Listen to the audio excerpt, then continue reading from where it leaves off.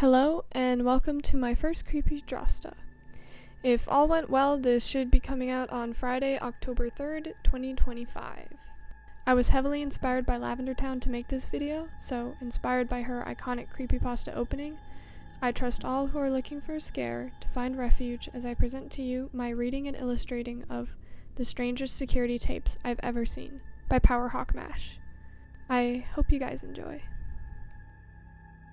I work at a gas station in rural Pennsylvania. It's a pretty boring job, but it's pretty easy and it pays alright. A few weeks ago, this new guy started, and I'll call him Jeremy.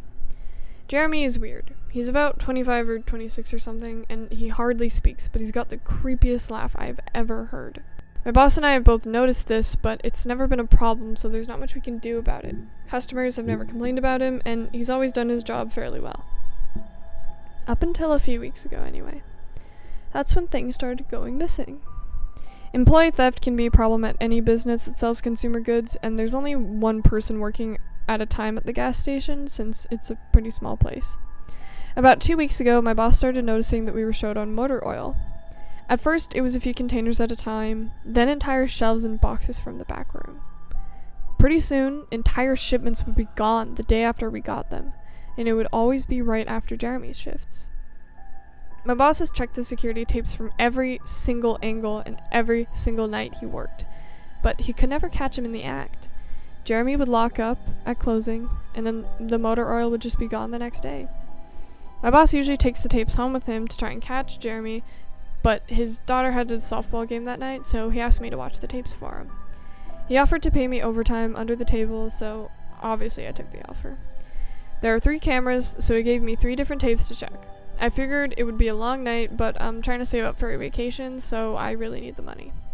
I took the tapes home, popped them in the old VCR, and sat back. 2 days ago, the last time he worked, Jeremy started at 4 p.m. Everything seemed pretty normal at first. He counted up his drawer, switched off with the girl who was working before him, and waited for a customer.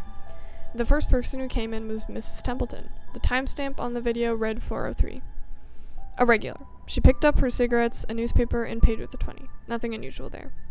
The next customer was some local guy named Ron. He drives a motorcycle, usually comes in every few days. He filled his tank, got a bag of beef jerky, and paid with a credit card. And then he left. The next guy was some guy in a cowboy hat I'd never seen before, but we get plenty of strangers passing through, just like any gas station. He got $40 worth of diesel fuel and paid with a $100 bill, and then he went back on his way. I sat back inside. The only thing more boring than doing this job was watching someone else do it. My boss's offer was enough to keep me watching though, so I left the tape on. Everything seemed pretty normal. I had a feeling that if Jeremy was stealing motor oil, he knew we were suspicious of him by now. I didn't expect him to be dumb enough to let us catch him on camera. Things stayed boring and routine until about 5 o'clock. At 5:03, exactly, Mrs. Templeton came back in. She must have forgotten something. But she didn't. She bought the same pack of cigarettes as before, the same newspaper, and she paid with another 20. That's odd, I thought, but then again, she's a little absent-minded. I thought Jeremy should have told her she's already got her smokes, but it's not against the rules to sell somebody the same thing twice. That's when Ron came back in again. He bought another tank of gas for his motorcycle again. Later I checked the outdoor camera because I thought maybe he had another car he wanted to fill up, but no. And the same pack of beef jerky. He paid with the same credit card again. No big deal, I figured. This is just some weird coincidence. Miss Templeton is forgetful, and Ron probably owns more than one Harley. That's when the guy in the cowboy hat came back in. I felt a chill run down my spine. Don't get diesel, don't get diesel. I found myself whispering to my empty living room. But he did. He got $40 worth of diesel and paid with another $100 bill. Every move he made was identical to his first visit, right down to the way he scratched his nose before he walked out. Either this guy is rich, owns a lot of trucks, and just moved into town, or something really bizarre is happening. I kept watching. Every single customer for the next hour was the same as before. Every single one. I was seriously freaked out. And then at 6:03, Miss Templeton walked back in. She bought her cigarettes and newspaper and paid with a 20 again. I thought I was going to lose it. I only watched another half hour before I started fast forwarding through the rest. It was all the exact same. Every customer would come in at the exact same time, exactly 1 hour apart. Now, I know what you're thinking. That sneaky motherfucker Jeremy had messed with the tapes. He had run a loop of his first hour of business over and over again. That wasn't the case, though. There were windows around the cash register area that the cameras covered, and I watched the sunlight fade, and as time went on, Jeremy's routine didn't loop over. He swept, he mopped, he restocked, and he did all his duties exactly how you would expect. But the same customers kept coming in. I was panicking at this point. Something was seriously wrong. I had no explanation for it. I skipped ahead to when he locked up and walked out to his car. He hadn't stolen anything, but I kept watching just to make sure. I fast-forwarded one last time to about midnight. At exactly 12:03, out of nowhere, Jeremy's face pops up in the camera. I don't mean he moved his head into view. No, I mean 1 second the store was empty and the next his face was all I could see. He was looking at the camera, looking at me. I was sure of it. I screamed and fumbled for the remote. By the time I grabbed it, he was gone, just as soon as he had arrived. One frame he was there, and the next he wasn't. My hands were shaking like crazy, but I popped in another tape. The indoor camera shows the back area by the cash register, that I would be able to see how he got up and put his face up to the camera like that. I skipped ahead to 12:03, but there was nothing. I would have been able to see him standing on a chair or something on the tape, but he wasn't there. I didn't see him either on any of the cameras in the store after he left. It's like he wasn't really there. He doesn't know the security code, no alarms were triggered that night after he locked up. How the hell did he get inside? What I did see, however, was that at 12:03, the motor oil vanished off the shelf. All of it. Same as Jeremy's face. 1 second it was there, and the next it wasn't. I turned the tape off and went to bed, but I didn't get a wink of sleep. My body is exhausted right now, but my mind is racing. That tape was undoubtedly the creepiest, most disturbing thing I've ever seen in my life. I work in a few hours. My boss asked me to bring the tapes back and let him know what I found, but what the hell was I going to say? Jeremy works the night shift tonight, directly after me, and the plan was for my boss to just come in before I leave and confront him with me, as, I'm supposed to be the one who's, catching him stealing. I have no idea what I'm going to do. I guess I'll have to show the boss the tapes, but I don't want to watch them with him. I never want to see something like that again. I can't get the image of Jeremy just smiling directly into the camera out of my mind. It was the creepiest look I've ever seen on another human's face before. And I can't help to look at all of those people who just keep coming in. Something so creepily robotic about it. Anyway, I'm gonna try again to get some last minute sleep before I have to go in and deal with this. I'll let you guys know what happens. 2:49 p.m. Updating for my phone. Apologies in advance for any errors. My boss just finished watching the last of the tapes. I told him what to expect, but he was confused, and you can't really prepare someone for something like that. He's scared shitless. I still am too, and Jeremy is due to come in at 4. We've got a little over an hour to get our shit together, but neither one of us knows what to say to him. What do you say? Is he just a fucked up guy who likes to steal motor oil and scare the shit out of people? Or is he something else? I don't know if this is crazy, but does anyone think he could have anything to do with the weird time loop thing happening? My boss said he never noticed anything like that in the other tapes, but the way he popped up in this one made me think he knew we would be watching. It's like he wanted me to see what he could do, like he was showing off or something. The way he smiled into the camera was like a little kid showing you a sandcastle they had just built or something. I don't know, I probably sound crazy. I sure feel the part. I'm gonna talk to my boss more. We have to calm ourselves down and figure out how to handle this. I'll update again tonight, but I have a really bad feeling about how this is gonna play out. Update. 4:33 p.m. No sign of Jeremy. Tried calling him, but his phone has been disconnected. We're calling the police. Update. 5:33 p.m. No sign of Jeremy. Tried calling him, but his phone has been disconnected. We're calling the police. Update. 6:33 p.m.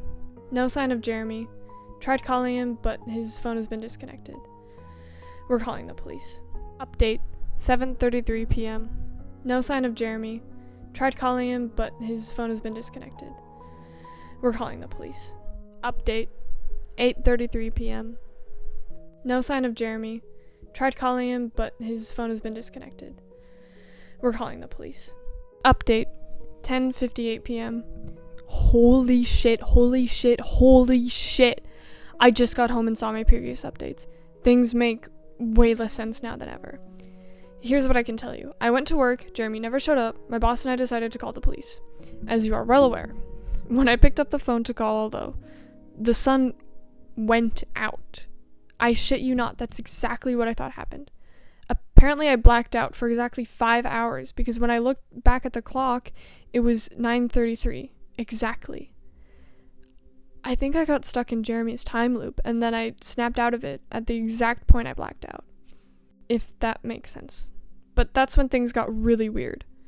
My boss was right next to me when I blacked out, ready to corroborate my story to the cops. When I came to, my phone was still in my hand, but it was dead. Not even like a dial tone. My boss was still right there, but he wasn't moving. He was standing up, but frozen. I looked at the clock again, and it wasn't moving. The second hand was stuck on 12. It was 9:33 exactly. The clock on the register, it's a computer screen, wasn't moving either. My phone was frozen. There was even a customer at the register waiting for my boss to get him his cigarettes. I'm betting that would have been his 5th pack of the day. I got the fuck out of there. I didn't lock up. I didn't turn the lights out. And sorry guys, I didn't grab the security tapes. Believe me, that was the last thing on my mind. The gas station is on a major highway, and the cars were parked along, and except they weren't, parked, they were frozen along the road, just in the middle of it. People inside were, sitting still as wax statues. I got in my car and prayed that it would start. Thankfully it did. About halfway home, time, just started up again. The static from the radio turned to music like it's supposed to be, and from what I could tell by listening to the host talk in between songs, no one noticed the time freeze, or whatever it was. I was the only one. Well, I'm sure Jeremy noticed as well. I still have no clue where he is or what he's doing. I'm hiding in my room and calling the police again in the morning. I don't know if I ever got through to him before, or if I did, whether he took me seriously. I'm scared for my life at this point. Final update tomorrow if I can. Final update, 10:33 a.m. I finally fell asleep last night at around 4. I have no idea how I did. I guess exhaustion finally got the best of me. This morning I woke up to my phone ringing. It was my boss. He'd been calling me since about 6. He woke up when time turned back on last night, I think, and immediately called the cops.